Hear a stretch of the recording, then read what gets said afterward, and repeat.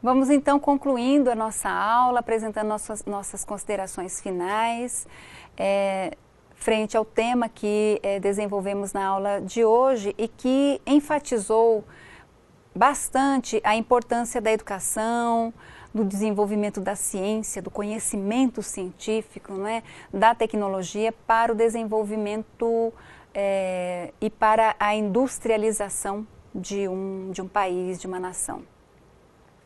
Então, a educação pode ser considerado elemento absolutamente essencial para que esse processo de industrialização tenha êxito. É preciso, portanto, um sistema educacional que pense não só em instrumentalizar o trabalhador nos conhecimentos necessários para, não visando operar as máquinas, né? Porque a educação tem que ser mais que isso, mas que tenha o entendimento do que é o mundo do trabalho e quais são os conhecimentos necessários para agir, para operar no âmbito do mundo do trabalho. Isso implica conhecimentos científicos, sim, conhecimentos técnicos, sim, e conhecimentos de cunho filosófico, de maneira que o trabalhador compreenda o que são os impactos criados pelo desenvolvimento da tecnologia, de que forma isso pode lhe atingir e de que forma isso atinge o contexto da sociedade. Então, a educação é fator fundamental para o desenvolvimento de qualquer nação. É fator fundamental para o desenvolvimento de uma industrialização que realmente represente o avanço de uma sociedade. Então, na aula de hoje nós falamos bastante sobre a questão mesmo da educação e do vínculo disso com o processo produtivo. Mas vamos ver aí quais são os aspectos que precisam ser considerados. A modernização das diferentes nações foi impulsionada pela Revolução Industrial, né? E a industrialização corresponde à transição da manufatura para a maquinofatura, ou seja, de um processo produtivo organizado com a divisão de tarefas, mas fundamentado nas mãos, né? Na ação do sujeito diretamente sobre o objeto, na ação do trabalhador sobre o objeto que seria produzido. Com o desenvolvimento deste processo e a introdução da maquinofatura neste processo produtivo, então há um incremento desse processo de maneira que dá condições para o surgimento das indústrias, dá condições para que ocorra o processo de industrialização. Posteriormente, ocorre uma revolução chamada científico-tecnológica. Os teóricos dizem que é uma revolução diferente da revolução industrial. Por quê? Porque a revolução científico-tecnológica implica no desenvolvimento do conhecimento científico atrelado ao processo produtivo, o que vai impulsionar profundas transformações nesse processo produtivo. E essas transformações não se restringem ao processo produtivo, ao contrário, elas são estendidas a toda a sociedade na forma de melhorias efetivas para a sociedade na sua totalidade, melhorando transportes, melhorando saúde, melhorando condições de habitação, enfim, quer dizer, o desenvolvimento da ciência e da tecnologia causam um impacto na sociedade como um todo, favorecendo a melhoria nas condições de das sociedades.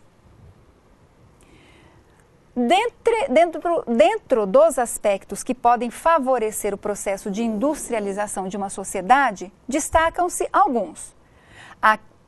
Aqueles que principalmente explicam como é possível obter e desenvolver novas técnicas, que é o conhecimento, né? É o desenvolvimento do saber, e como transmiti-la às gerações futuras, especialmente por meio da educação.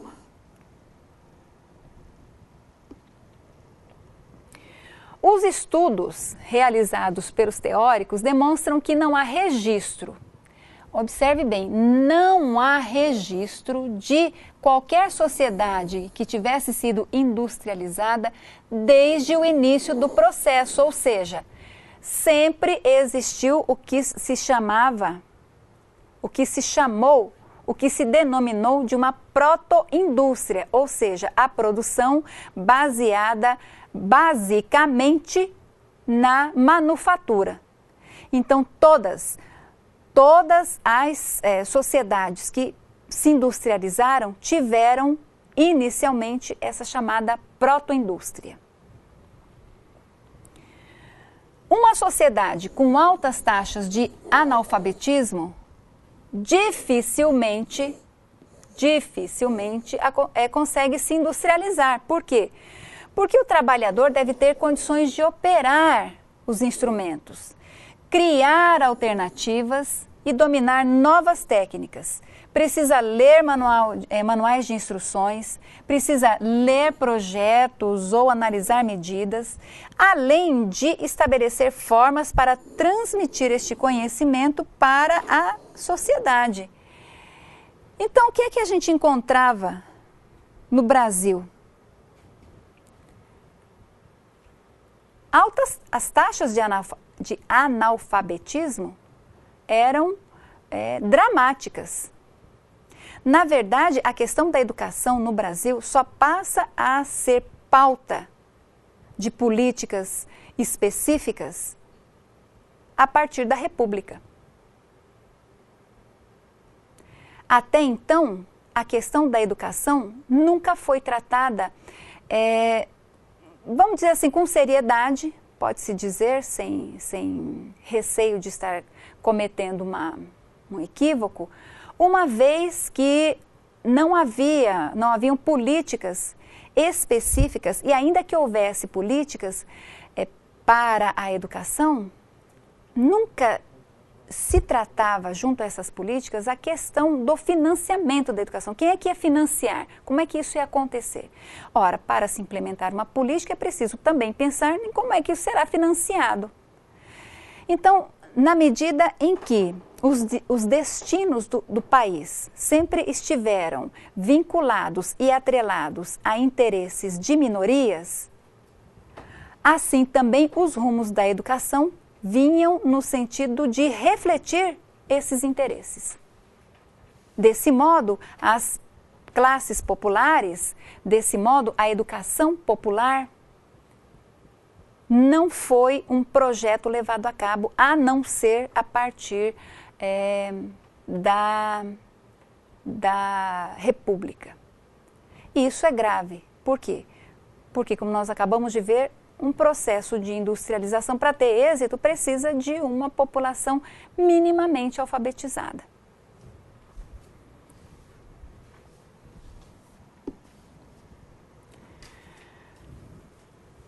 A atividade agrícola poderia sustentar outros setores não ligados à agricultura. Tá certo?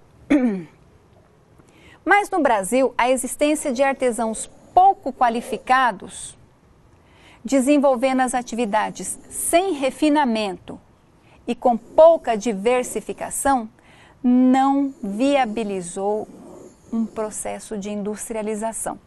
Então, havia um contingente, enfim, havia um número representativo de pessoas ligadas às atividades artesanais. Só que o que acontecia? Não havia evolução, não havia incremento, não havia diversificação nessas atividades. Por falta de quê? Por falta de conhecimento, por falta de estudo, por falta de formas eficazes de transmitir isso. Porque na medida em que uma geração transmite para a outra, isso vai se tornando cada vez mais eficiente, mais eficaz, mais refinado. Então, como não havia este processo organizado e sistematizado de transmissão do conhecimento, não havia também um desenvolvimento um aprimoramento nessa atividade. Se essa atividade tivesse o aprimoramento, o refinamento, o conhecimento, a evolução necessárias para a industrialização, teoricamente, o Brasil teria alcançado esse processo por meio desta atividade. Acontece que, sem educação, sem desenvolvimento de tecnologia, sem desenvolvimento de um sistema educacional que permitisse a transmissão do conhecimento para as novas gerações, da sistematização do conhecimento, não havia como isso se manter como uma proposta sistemática, como um objetivo que efetivamente levasse à industrialização. Em que pese todos esses fatores, também precisamos destacar aí a presença de Santos Dumont. Então, Santos Dumont foi colocada dentro da temática da aula. Por quê? Porque ele é um brasileiro que foi um grande inventor e a sua invenção foi um divisor de águas, né? As contribuições para a aviação são sem precedentes, né? Aquela oferecida, a constituída, a construída por Santos Dumont. Acontece que, quando Santos Dumont começa a desenvolver seus protótipos, quando Santos Dumont começa a desenvolver os seus inventos, ele sai do Brasil. Por quê? Porque ele aqui não tinha institutos de pesquisa, institutos de tecnologia que o ajudassem a desenvolver os seus inventos. Então ele era um sujeito criativo, ele era um sujeito visionário, mas ele não tinha condições objetivas no país para dar vazão a toda a sua criatividade. Aí o que ele fez? Ele vai embora, vai para a França, e é justamente na França o local em que ocorre o desenvolvimento de estudos, de pesquisas, há uma efervescência, vamos dizer assim, em torno de inventos, de criações, de tecnologia. Então, não é só a invenção, não é só a tecnologia em si, mas são criados também todos os materiais necessários para dar ao equipamento por ele pensado vida e configuração. Então, ele não só pensava, como ele tinha um conjunto de pesquisadores, de cientistas, de técnicos que o ajudavam a pensar de que forma isso poderia ser melhor implementado. Ele era um gênio, ele era um grande inventor, ele era um estudioso, mas ele estava no lugar em que havia desenvolvimento de conhecimento, havia investimento em pesquisa, havia um grupo de pessoas com know-how, com conhecimento, que lhe ajudaram a levar a cabo toda a sua genialidade e as suas invenções. Bons estudos!